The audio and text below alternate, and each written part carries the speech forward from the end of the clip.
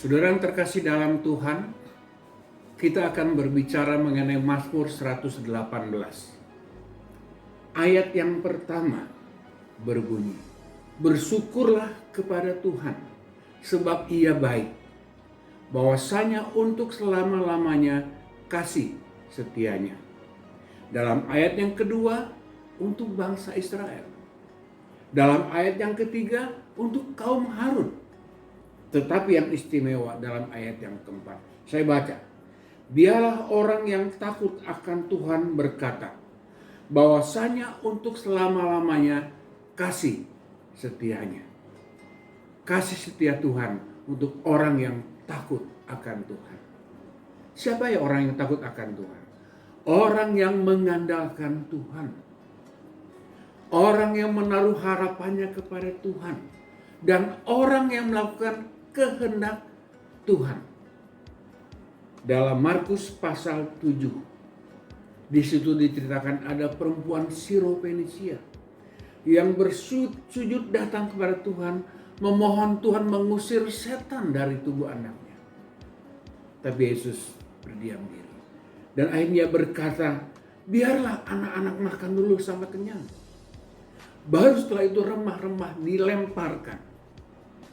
Tapi perempuan Siro-Fenisia ini, dia berkata, "Biarlah remah-remah itu untuk kami." Nah, Bapak Ibu Saudara yang dikasih Tuhan, perempuan ini bukan orang Israel, bukan kaum Harun. Tetapi perempuan ini adalah orang yang takut akan Tuhan, yang mengandalkan Tuhan, yang berharap penuh kepada Tuhan, dan yang melakukan kehendak Tuhan. Bagaimana dengan saudara? Kasih setia Tuhan untuk selama-lamanya bagi kita. Kasih setia Tuhan berlaku untuk setiap orang yang percaya kepada Tuhan. Apakah kita mau hidup mengandalkan Tuhan? Biarlah kuasa Tuhan yang bekerja di dalam kehidupan kita. Amin.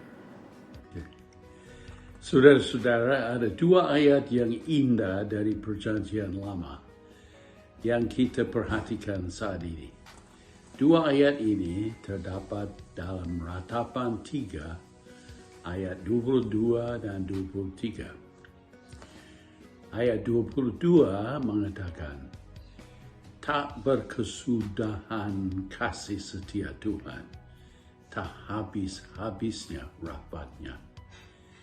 Firman Tuhan menggunakan dua kata bersama-sama, yaitu kasih dan setia untuk sifat Tuhan ini.